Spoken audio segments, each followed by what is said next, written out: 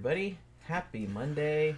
Here we are once again. I wasn't going to do another double feature, but what happened was one of you guys, I think it was you, Big Joe Grizzly, recommended that we do Amityville Dollhouse. And I had never seen it, and I saw that it was on Amazon Prime for free, so I was like, why the hell not? And then after we finished watching that, it was still like really early, and then they recommended another movie, and I was like, what's like the title? I thought it was kind of funny. So I was just kind of like, all right, we'll watch that too. And that ended up also being kind of decent. So I said, well, why don't we just talk about both of them? Okay. So there's not a lot of information about the second one, though. It's not that old. It came out in 2022. But Amityville Dollhouse. This was actually, I'm not sure what I was expecting, but this was actually, like, much better than I was expecting. Like, I guess because there's so many Amityville movies, and, like, most of them, well, the vast majority of them don't have anything to do with the original case. I mean, obviously the first one was based on the murders and the haunting, and then the second one was kind of loosely based on the DeFeo murders. And then kind of after that, they were just kind of had scripts that were like unrelated that they just crammed the house into somehow. And I kind of feel like this was one of those, but this was like way better than I was expecting. Remember, what was that one that we saw that they did on Riff Tracks? That was about the lamp. The lamp. That was, that had nothing to do with Amityville. They just put that in What the fuck was that called? Just, I don't remember what that one was. It was like Amityville 7 or 6, right? Amityville 6, This one. The Awakening or some shit like that. Yeah, I don't remember what it was called, but it was basically about a haunted lamp. Like a lamp that had once been in the house. Right. And then it ended up somehow like in a house in California. Yeah, it ended up in some old lady's house. They just had to somehow have it, and be able to call it Amityville. A haunted They lamp. had to get Amityville in the title somehow. Yeah. But it was just a standalone story. Yeah. This one's kind of like that too. A little girl has a dollhouse, but it's a dollhouse of the Amityville house, and it's got little dolls that are like little dead bodies and shit. Yeah, kind of. And It was like little voodoo dolls, kind of. Yeah. And there's no explanation. Did that dollhouse come from the house? How did it get there? Or if you just have a dollhouse that looks like that, it's haunted. Nothing's explained. You just got to roll with it. That's what I did. Yeah. Sorry, I got doesn't make any sense. Can I hear him? This movie was okay. The production was good. Had decent special effects. The casting and the acting was pretty good. It was a competently made movie. And actually, I recognized a lot of the actors. Like the guy that plays the dad. The whole time I'm sitting there going, man, I know that motherfucker. Where do I know him from? And when I looked up his IMDb page, he was the vice principal, I think, in fucking Summer School. That movie with Mark Harmon from 1987 that I saw about 40,000 times on cable back in the day. I've never seen it. Yeah. And he was also in Welcome Home, Roxy Carmichael with Winona Ryder. Okay. So I kind of remembered him with that, but that was from 1990. So I remember, but it was bugging me the whole time. And then when I looked up and saw he was in Summer School, I'm like, oh, that's right. I remember him from that. Yeah. But he looks like somebody else too, so I think it was kind of like also kind of throwing me off a little bit. But yeah, the thing about this one though, so this is what I thought. Do they ever say specifically where this is taking place? Not that I remembered. This movie is kind of like a lot of the other horror movies that are kind of the middling horror movies, kind of where I'm just kind of along for the ride. It's in one ear and out the other. I don't even clearly remember exactly what happened and the orders of things that happened. I just had a general impression of the movie. But that's not really saying anything bad about this movie. That's the way I am with Marvel movies. I can sit in the theater, watch a whole Marvel movie, and when it's over, I couldn't tell you what happened. Yeah, well, I'm kind of that way, but see, I really like horror movies, so I tend to, like, pay attention. Unless they're... The only thing I don't like is if they're boring. But it's like, this one was not boring. Like, there was something going on, like, pretty much all the time. And it was really competently made. And like I said, here's why it didn't bother me. Because this movie ended up... I was looking on the Wikipedia page. And some snarky-ass motherfucker wrote a book called... Because you remember how there was a book that was called... 1,000 movies you should see before you die or something like that. And so this motherfucker wrote a book called 150 movies you should die before you see. Bad ones. And so he put this one in there. And which is totally unfair because this is not a bad movie by any stretch of the imagination. It's not a great movie either, but it's just like it's a totally competent, totally enjoyable, totally watchable film. Like I had a good time with it. But he's sitting there going, well, there's no explanation for why this dollhouse that looks like the Amityville house like ends up in this shack in the desert. Although I don't think it was the desert, but they don't say where it is. All they say, this family moves to wherever this is. And the dude built this house, like on this lot. So I think he thought it was a desert because the house is just finished and so there's no landscaping. You know what I mean? So it was just kind of like sand or whatever, like around it. And so maybe it's the desert. I don't know. And then there's kind of like this old shack in the background. You find out later that this lot that he built it on was, I guess it was his lot, like, and his family burned to death. Like before, wasn't real clear on that. I think that's what they were getting at. But so there's this old shed that he's like, he couldn't stand to get rid of it. And the dollhouse is in there. And he doesn't really know how it got there because I guess he never saw it before. So I'm assuming it came from his parents or some shit like that. But I didn't really worry too much about it because I thought in the universe of the film, this is how I would justify it if I was writing it. In the universe of the film, I said maybe, you know, in the universe, the Amityville horror thing like really happened. Like the DeFeo murders and the house got famous just like in real life. And somebody made a dollhouse of it. Because look, if you look around on fucking Amazon or something like that, people make replicas of houses from horror movies. I saw one just today from Hocus Pocus. You know what I mean? Yeah. So, and people have made like the one from Nightmare on Elm Street and all that other kind of shit. I think that's what it was. I think, you know, in the lore of the movie, some witch made it. A witch made a dollhouse that looked like that. Yeah. That's kind of what I assumed. So I didn't really like worry too much about it. I'm just like, it's there. We're rolling with it. It's but fine. I know in my heart. I know in my heart. That it was just a mechanism to get the title Amityville in the title. Yeah. Get the word Amityville in the title. So it was probably originally just a standalone movie about a haunted dollhouse or a cursed dollhouse.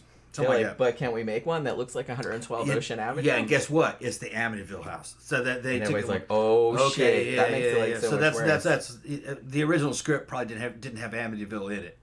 I kind of feel like that happened with a lot of the later Amityville movies. It for sure happened with that haunted lamp one. Yeah, that was just a movie about a haunted lamp. They forced the name Amityville. We're gonna make a movie about a haunted lamp. Yeah, I think I was like, the same thing.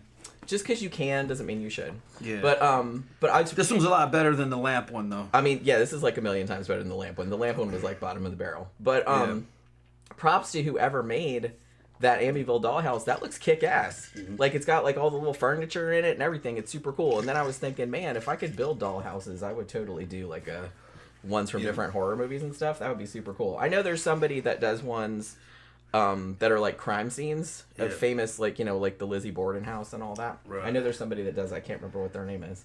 But they do one like that. And so that's kind of what I thought of, that this was just famous. Yeah. Now, the thing about it, though, is that in the universe of the movie, nobody recognizes, because, you know, in real life, if you walked into your shed and saw this dollhouse in there, you'd be like, fuck, that's the Amityville house, we don't want that. You know what I mean? That's probably cursed, and it is. But they didn't recognize it. They were just like, oh, neat, like a dirty old dollhouse. Now, they were just gonna leave it in there. I think he puts it in the garage or something, but then the house is like magical, but can like affect shit, can like affect reality. So the little girl's, one of the kids' birthdays is coming up, and they had bought her a bike, and it was all like had ribbons and shit on it. And I guess the house engineered it so that the car that was in the garage, like ran over it. So then, like, when her birthday party came up, they're like, oh, fuck, like, it's her birthday, like, everybody's coming over in an hour, and we don't have a present for her. And then everybody's like, hey, quick, hose off this dollhouse and throw some paper over it, and we'll give her that. And she loves it. But she starts to realize that it's... I honestly love the little girl in this. I don't know how old she was. Maybe like 8 or 9 or something. She's very pragmatic about the house's powers. That girl's super white, too. You can't get any more honky than that little girl. That's a little Scandinavian girl. She's like the whitest little girl. Yeah, just white and white as forever. Just like milk-colored skin. And she kind of reddish hair. She's kind of like a little bit of a ginger. Yeah, super blonde. Eyes super blue eyes and fucking blue veins. You know, she's a blue blood, but she had Scandinavian and child. like a little bit buck teeth or like cute little girl, and she and I just thought she was so funny because so she has an aunt who's like I guess the dad's sister, and her husband own like a witchcrafty kind of store. So they're like new agey kind of people. And so when the aunt comes over for the birthday party, she's like, oh man, that house is like bad fucking news. And you know, and she's right about that. And so the little girl says, you know, the house does weird shit, you know what I mean? And so she's like, write down everything. So the girl starts writing shit down in a notebook, like shit that the house does. And she's just like so calm about it. She's just kind of like, hey, when I stick my hand in the house's fireplace, like it goes into another dimension. You know what I mean? It's just like, it's just so funny, the way she talks about it. So I think that's like super funny. But yeah, so the house kind of, it sort of like targets each person specifically, I guess, because it does something different to each of them, which I thought was a good choice because then you know it's variety. It would be boring if it was just doing the same shit to everybody. So it kind of targets each person's weaknesses or whatever, because the dad, I guess he was having nightmares and shit about, because he was kind of psychic too because his sister was, and so he had nightmares about his parents burning to death, which they did, and he hadn't had nightmares about it in a long time, but he started having nightmares again, like about his daughter burning to death, like in the fireplace in this house, which was the same fireplace from the burned house. And then his wife, who is like the stepmom, I guess this is like a blended family. Like she has one kid who's like a nerdy kid, and that kid's fucking hilarious, by the way. Jimmy, his name is? Yeah, Phantom said his name is Jimmy. And that kid was like super funny. He was just like this She was supposed to be that girl's brother, right? Yeah, I think what happened... They're definitely not related. So the nerdy kid was the stepmom's kid. Okay, all right. And then the other guy, like the teenager guy and the little girl were his kids. Okay. I think. Okay, so that's why the brother was a stepbrother then. Yeah. Okay. Like I said, this was a blended family. Because they're obviously they're not related. This girl's a Scandinavian as hell, and right. And the other brother, he looks like an Italian kid. Well, and we don't know what the mom looked like or anything like that because there's a big age gap. But so they're like picking on each other because, like I said, so the stepmom. This was my favorite part because the stepmom, the house starts making her have the hots for her stepson, who's like 17, 18, something like that. Yeah, that was a weird scene, man. I think you missed some of the weird scenes. Yeah, I probably was. Because there was like, I was just like, woo, they're going there. All right. Yeah. In one scene, the dad is just fucking railing the hell out of the wife, and she's looking over his shoulder at his son's picture in the on the bed, getting off on that and shit. Like, oh, look at that. Yeah, that's weird shit, man. And then, well, there was a scene like possession. Yeah, like there was a scene later where like he was out in the yard playing basketball. And she just like was out there looking at him, and she'd get all mad about it. But then like she went in the bathroom and like started rubbing one out. Like I think you missed that. Yeah, part. I probably missed that part. But got her too hot. You know what I mean? Yeah. So it was a little weird. It was a little bit of incesty kind of stuff going on. So there was that, and the nerdy kid. What ends up happening with him is that his obviously the stepmom's former husband, or the nerdy kid's Jimmy's dad, died. And I thought he died in the war, right? He was a veteran, I think is what they were getting at. And so Jimmy really misses his dad, and he hates this new family, and he hates living here and all this other kind of stuff. And so he starts seeing his zombie dad. Like his dad kind of shows up. And much like in An American Werewolf in London, every time he sees his dad, he's like more and more zombie-like. Like he's more rotten, because he looks kind of fucked up when he first sees him, but sort of still okay. But then, like, he sees him a couple more times, and he's just, like, more and more rotten, like, as time goes on, which I thought was kind of cool. And so the dad is, like, trying to get Jimmy to, like, kill the stepdad. It's like, they don't love you, and they're just this and that and the other, and don't you love me, and don't, they all suck and everything like that. So he's trying to get Jimmy to kill, but Jimmy's like, no, man, it's like, I'm not doing that. Right. You know what I mean? And also, for people that are sensitive about animal killing, the geeky kid has a pet mouse, and the mouse does not make it. I mean, I knew the mouse was not going to make it. Because he has the mouse, and at first I was like, oh, R.I.P. mouse. I know that mouse. I might have missed that part. Yeah, I think you did. What happened was the mouse gets out, like escapes somehow. I can't remember exactly how. But then it goes into the little girl's room, and then it goes into the dollhouse. Yeah. And when it goes into the dollhouse and goes under a bed in the dollhouse, it becomes like a giant rat creature under the girl's actual bed. Okay. Because that's how the dollhouse works. And so she freaks the fuck out. Like, the big brother comes in, and they're like, what the fuck? And he kind of sees it, too, and he's like, what the fuck? You know, it's like this big rat creature. And then, so he flips out and jumps back, like, and the dollhouse, like, falls off the table, and it falls on the mouse and squishes it. Okay. So that's, and I was just like, oh, man, that bummed me out so much. It's like, it's just so, it's so funny. It's like, you can kill all the fucking people you want in movies, I don't care. But it's like, you kill a mouse, or, you can't, man. Even, I was thinking about this the other day because I was watching that Animal Attacks thing on Horror's Greatest on Shudder, and they showed bits of Kingdom of the Spiders, the one that had William Shatner in it. And in the 70s, they didn't really give a fuck about spiders, y'all, and so because nowadays, you're not allowed to kill animals in movies, right? But back then, holy shit, they were just stomping all over those fucking spiders in that movie. And I was just, same thing with Food of the Gods, like, they killed a bunch of those rats. Yeah, they were shooting rats with a pellet rifle, or a .22. And I think they drowned some of them, too. Yeah, they were doing it in slow motion. And I had forgotten that, and I rewatched it recently, and I'm like, oh, man. It's like, I had a hard time watching that. They had the rats on top of miniatures of houses, kind of like they were giant rats on tops of houses. And again, I saw they're showing the scenes in slow motion, and one of the rats gets hit by either a pellet rifle or a .22. It smashes its head in, and the rat next to it sees it and goes, "Hey!" Remember that? Yeah, like, all kinds of weird. What the really fuck is going upsetting. on? They're killing us. Yeah. Yeah. It's like, I thought it was just a movie. What the hell is going on? Yeah. It was like, I mean, rats aren't dumb. You know what I mean? So it's just, so that like bothered me because I rewatched that. Very tacky to do that in a movie. Yeah, and it's it's tacky to squish the fucking tarantulas too. Yeah, I can't even watch that. Yeah, I heard that. I heard that the guy that leased the tarantulas after that movie, they promised him they wouldn't kill any of them fucking spiders. Well, yeah, you're not supposed to. Yeah, the guy, because they didn't they weren't owned by the people who make the movie. But they paid him for the tarantulas that they killed. But he told us, don't kill any of them. He goes, no, we're not going to kill any of them. They killed a bunch of them. They totally did. Killed a bunch of them. Holy crap, they stomped all over a bunch of those. Because I was like, I hadn't seen that movie in a long time, and I was like rewatching it. I'm like, holy fuck, man. It's like a little spider apocalypse. I like spiders. Don't fucking do that.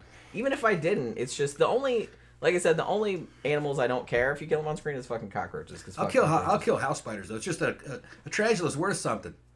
That's a big spider. I won't even kill it. That's a pet. People keep them as pets. Like I said, the only thing I'll kill is a cockroach, because fucking cockroach. But other than that, I won't. And I don't like. I was telling Tom, I was like, shit. I was just watching like randomly like an Italian Giallo movie from the 70s, Blue Eyes of the Broken Doll, like the other day that I hadn't seen, and just in the middle of it, apropos of nothing, there's a like somebody tortures and kills a pig, like real, and I was just like, cool. That didn't need to be in there. What the fuck? I don't know. What the fuck, Italy? I don't know. But yeah. So anyway. I'm just telling you that I'm sure the mouse really didn't die in this one, but I would hope not anyway. But yeah, so the mouse doesn't make it. At least there's no dogs or cats that get it in this one though. But yeah, so and then there's a scene too where I'm gonna say like I don't know what the budget was on this, but the special effects in this were actually pretty good. I thought like the zombie effects on the dad, because okay, so how easy would it have been to just make him look the same every time? Like, that still would have been scary. Like, every time he showed up, he just looked like a zombie. But I thought it was cooler that they made him look more and more rotten, like, each time, like, more corpsey, like, every time. So that just shows that they were actually kind of making an effort.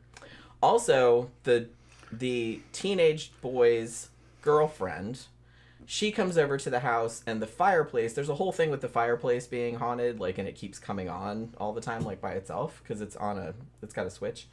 And she gets her head burned by the fire, like it catches her on fire, and like so all of her hair is burned off, and her head's all fucked up, and like she goes in a coma and everything.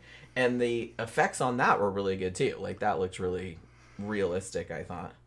But Phantom was saying that kid that played the geek was like a really good actor. Yeah, the thing about this was a really solid like mid-tier horror movie. It could have very well been just stupid or cheap or They could have got away with this being half as good. Yeah, they could have got away with just like shit actors and like shit special effects. Like I said, just the fact that they made the zombie dad like look different every time you saw him just shows that they did have some care about it. They did care about it.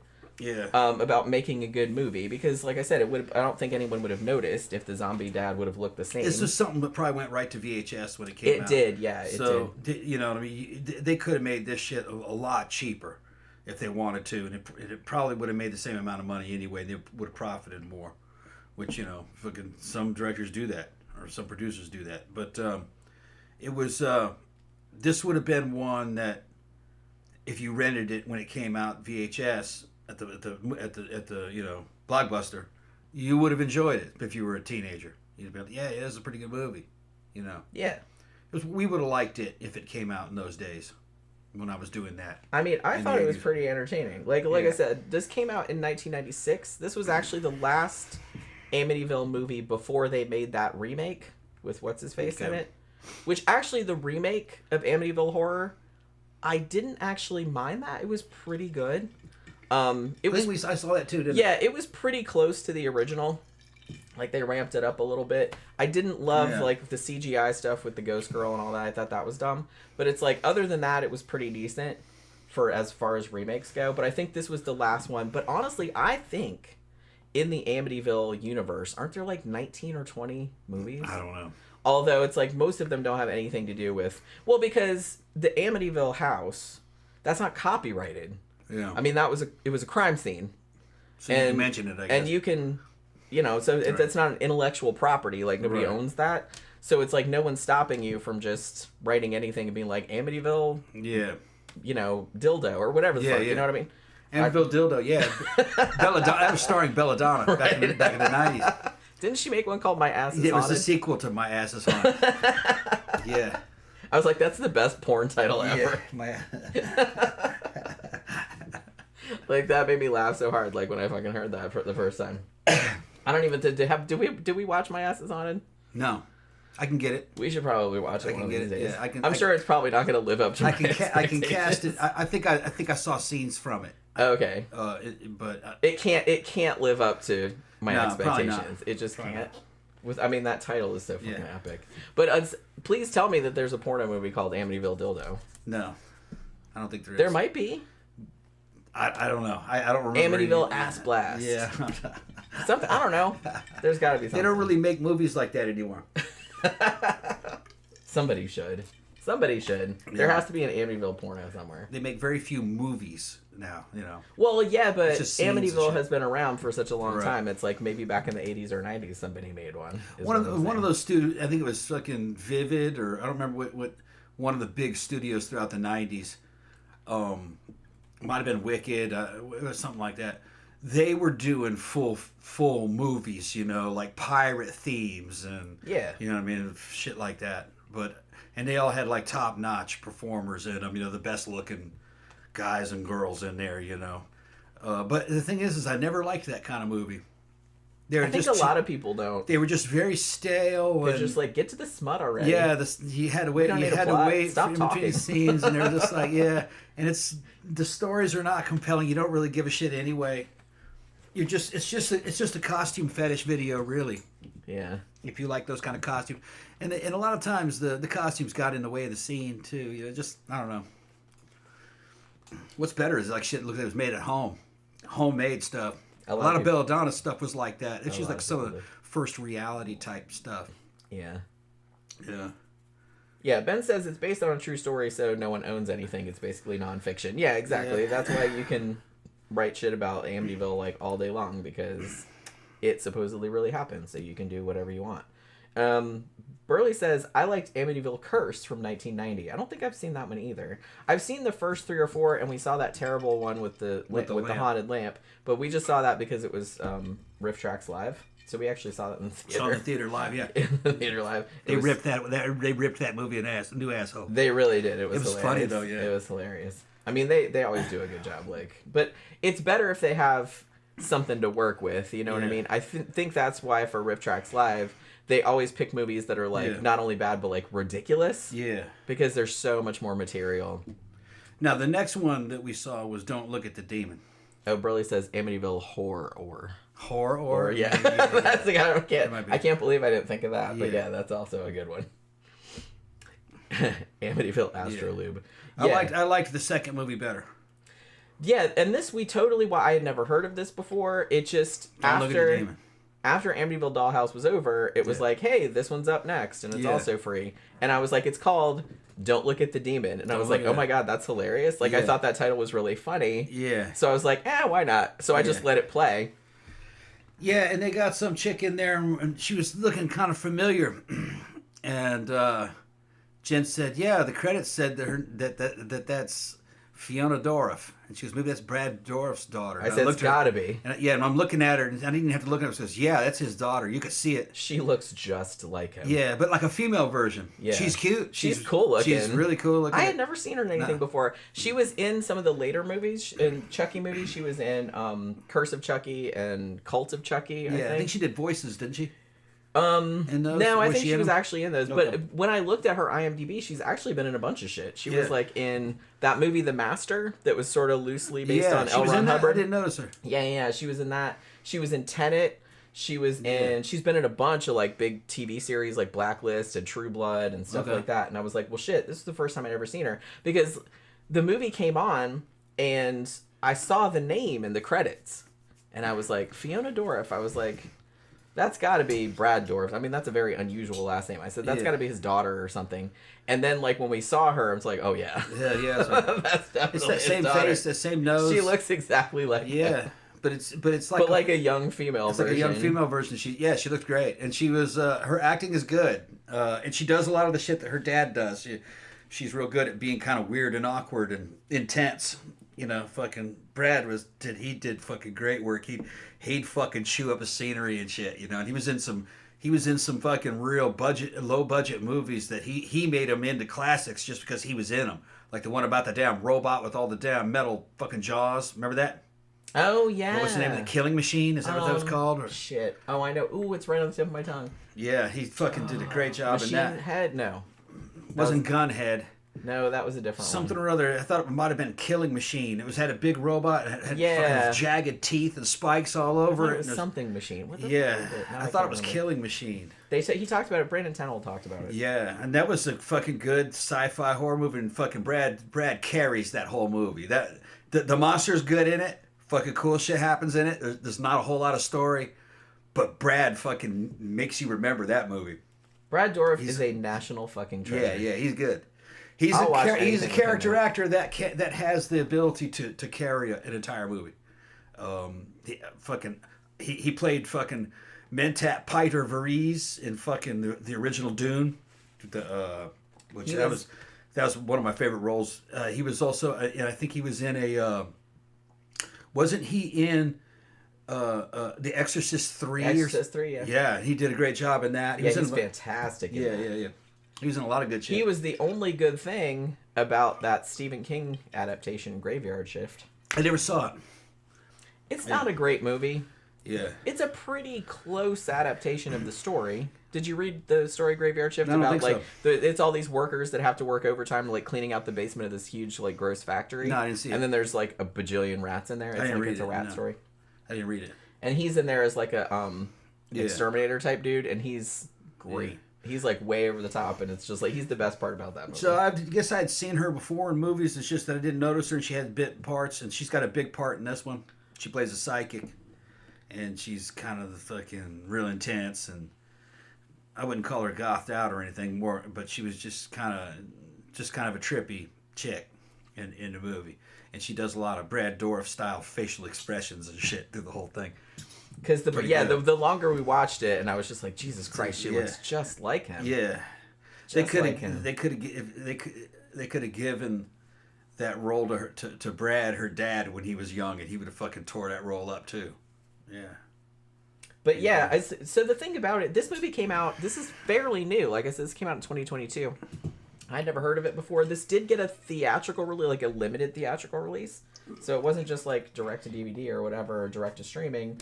But I don't remember it ever playing here or anything like that, and I don't know how much money it made. There's like, even the Wikipedia page is literally like an inch long. There's like not even a plot synopsis or nothing. But the thing about this was actually pretty good. I mean, it's like a possession type movie, which, there's a lot of those. Yeah. But I liked that they set it in Malaysia. So they had kind of a specific thing about like witches or shamans or something like that kind of collect fetuses, like fetus souls, like to give themselves power, which was kind of like a new angle on it. So you had kind of like the Malaysian angle on the possession thing, which I thought was kind of cool. But like most of the characters are, even though it's shot in Malaysia, most of the characters are Americans, or I think there's one Irish dude in there. But it's Fiona Dourif, her character, her and her producer, who I guess is her boyfriend, they have like a fairly popular like paranormal type TV show, I guess. Yeah. And so what they do is they're popular enough that they have people sending them emails like, please help us, and we have a haunting and you need to get rid of it, and blah, blah, blah. And so she kind of goes through, and she has enough psychic ability left over. There's kind of a trauma in her past that made her stop talking to spirits or whatever, but they get back into that. So she has enough psychic ability left to know which ones are fake and which ones are real. So they end up at this house in Malaysia, which is owned by, like, I think it's an Irish dude, and I guess his wife is American. She doesn't have she has an American accent. And they get there to them, and it's the whole crew, and they're gonna make an episode about this haunting and hopefully like get rid of whatever it is that's plaguing them. Yeah, and the movie's competently made, and it kind of comes off, one of the things I liked about it, it's like a really good episode of The Haunting. It kind of comes off like that, but without the narration, and it's full length. But it's kind of like that. And they're the premise is that they're making a damn show about the haunting, which I thought that was, they've done that before. Yeah. But it's handled pretty well in this movie. And Don't Look at the Demon, they handled it pretty well. It just, way it felt. It felt like I said, it felt like a really good episode of The Haunting. Yeah. To me. The tone. And honestly, like, some of the possession stuff is slightly over the top, but it didn't really bother me all that much. The effects were good. Weirdly, the only... this is going to sound strange. The only special effects that looked fake to me, or like bothered me, were the couple scenes where people were driving in a car, and you could tell that the background of the car was like green screened. I didn't notice that, yeah. I didn't notice and I was like, why does that look faker than like all the blood and gore and everything like that? Like, that all looked great. It's funny, but for some reason, like, just two people driving in a car looks fake as shit. It's funny because we live in an era where fucking little GoPros and little miniature action cams are just everywhere. I got 2 of them. You could put that on a dashboard of a car, and the HD video is good enough. You could take that and fucking, even if the sound isn't good enough for you. That's what I thought was so weird about it. It just seemed like it would be really easy to do that. It should be really easy to just drive around and do the scene. Because there was only a couple scenes like that, where they were driving, and I was like, wow, that looks really fake. The only reason why they didn't do that back in the old days is because the cameras were so big, it had to be on the fucking hood of the car. And then it couldn't be a windshield. Right. So that's why... Or sometimes they'd put a rig, like, on the side of it. Yeah, hanging over. Like, hanging off. But then the camera was a lot smaller by then. Yeah. But, when they first started that shit in the 50s and 40s and 30s, when they were trying to give a driving scene, it had to be fake. Because the camera was so big, it would have to be on the hood of the car. So... Yeah. But now, you can put one on a dashboard and you get a great shot. Yeah. But the thing that's interesting about this one, I kind of liked the direction that this went because, like you said, they've done movies like this before where, like, a crew from a paranormal TV show shows up at a place and, chaos ensues. So this kind of happened too, but I like that at first they kind of go in there, and even though she had a premonition or whatever that this was legit, which was the reason that they picked this one to go and make the episode, when she first gets to the house and she walks through the house, she doesn't feel anything, and she thinks that maybe she was wrong and that she's faking, that they're faking. And so she gets kind of hostile about it. But then, like, as time goes on, like, then shit starts ramping up and, like, crazy shit starts happening. And then, but like I said, I really liked that they had, like, the Malaysian angle to this where it wasn't just, like, you know, oh, Satan doing shit or whatever. Like, it was kind of a more specific, I can't remember what they called it. They called it something. And I think even at the beginning of the movie, what was it called? Kumantong? Something like that. And this, I'm sure that's probably wrong, but it was something like that.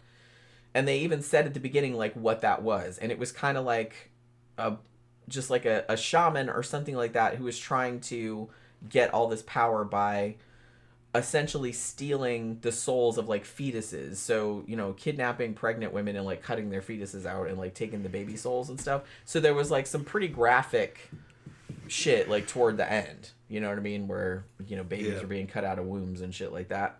So it's not super, super gory, but I thought a lot of the effects looked practical.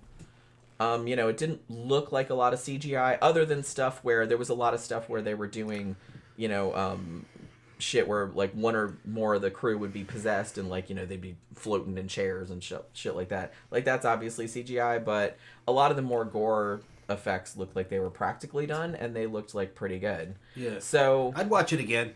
Yeah, this was, like, surprisingly decent. I just, like I said, it just came on after Amityville Dollhouse, just randomly. It's like, hey, this one's next up. And I was like, don't look at the demon. What kind of name is that? Yeah, no, and I was sitting next to him and I said, well, you know what's going on there, man. Don't fucking look at that shit. Don't look at the demon. That's what's going to be happening. And it started to play. We said, okay, let's watch it.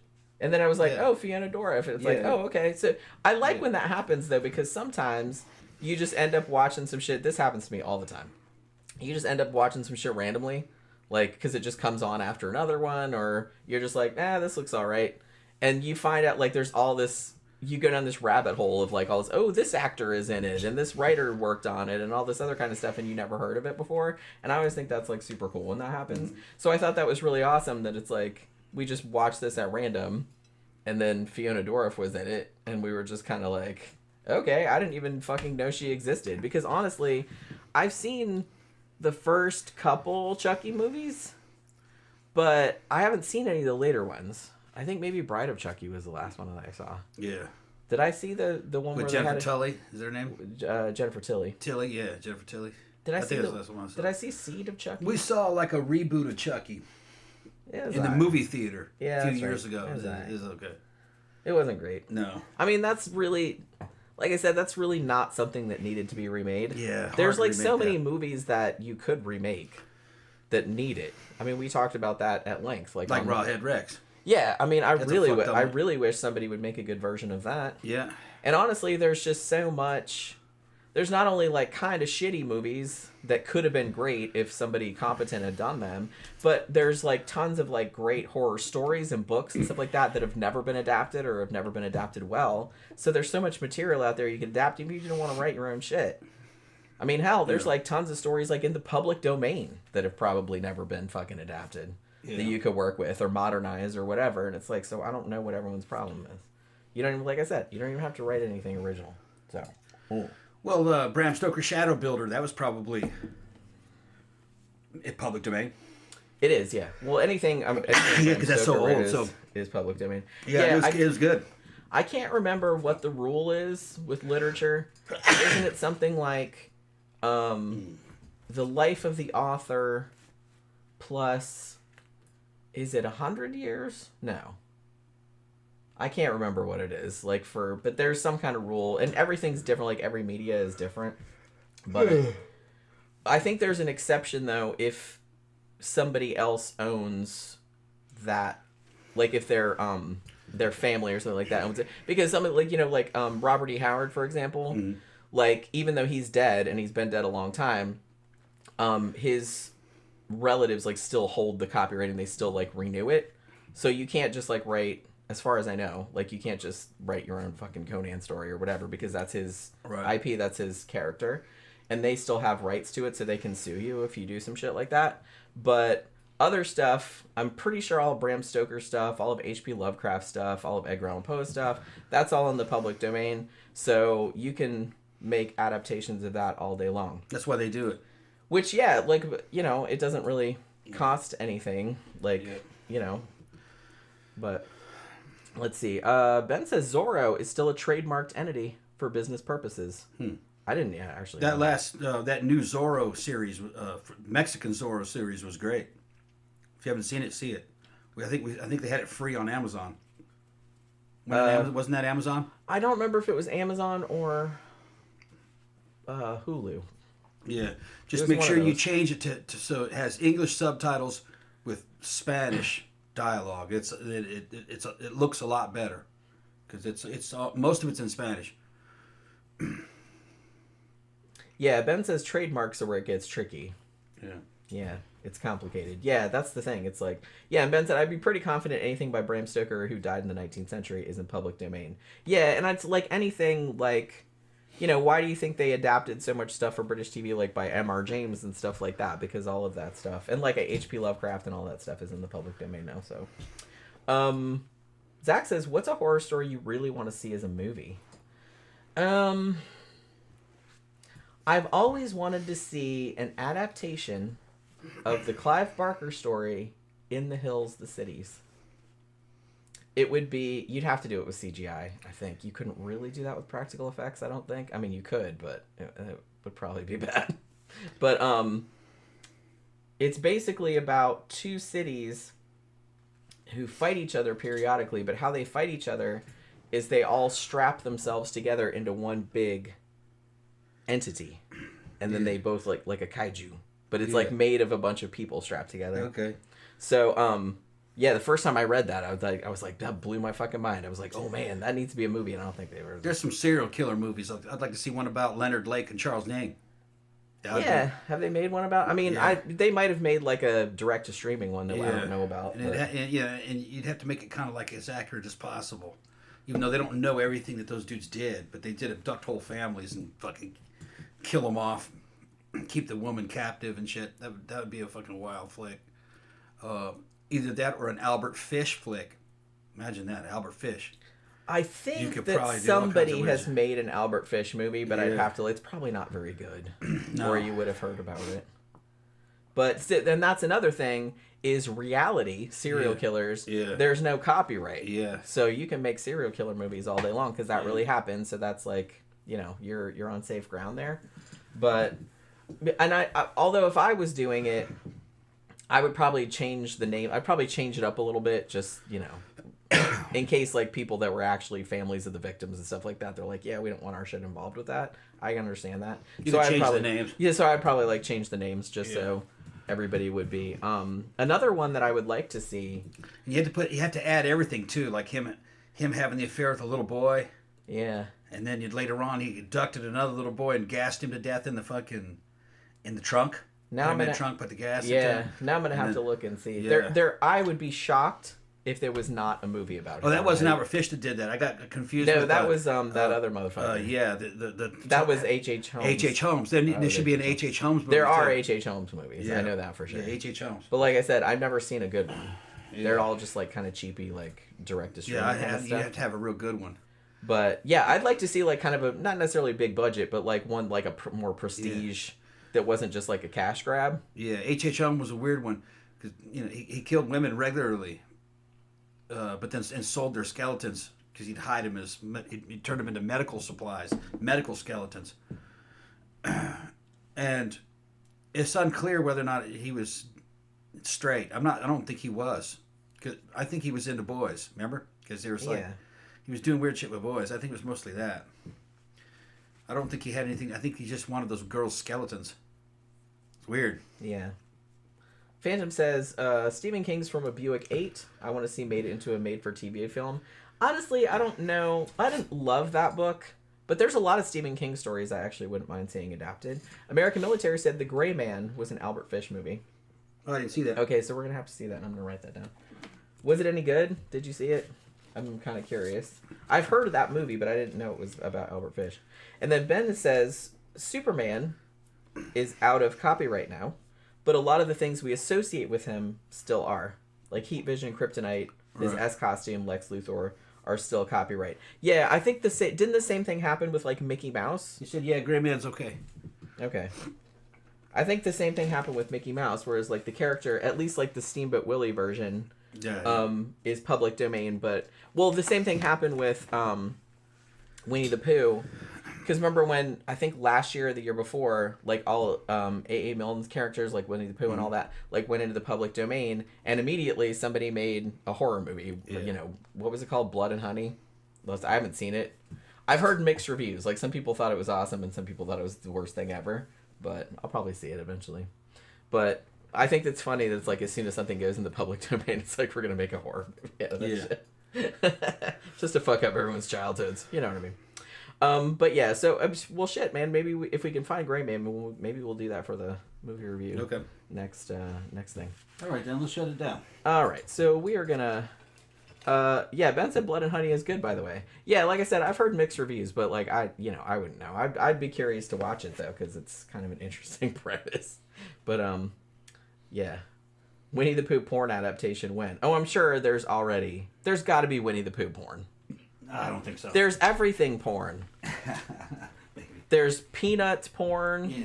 There's Flintstones porn. Well, you're talking the cartoons. Yeah. Yes. I thought you meant live action. No. Right. I mean, there might also be live action, but it's like there's cartoon porn of like anything you can think of, you know. And for some reason, I don't know why this is, but like all the really like like extreme porn and stuff like that, like there's a lot of that like about Sonic the Hedgehog. I don't really know what that is. There's like Sonic the Hedgehog scat porn and all kind of shit like that. Not that I watch it, I'm just saying I know it's out there. But yeah, so thank you everybody for dropping by for the movie review this evening. Hopefully you can come by on Wednesday night for the main show. It's going to be kind of a depressing one, I hate to tell you, because it's going to be about the Pulse nightclub shooting, which actually happened on our home turf right here in Orlando, and actually like only a couple blocks away from the club we used to frequent down there. So, and I think if I remember correctly, I thought we were downtown that night.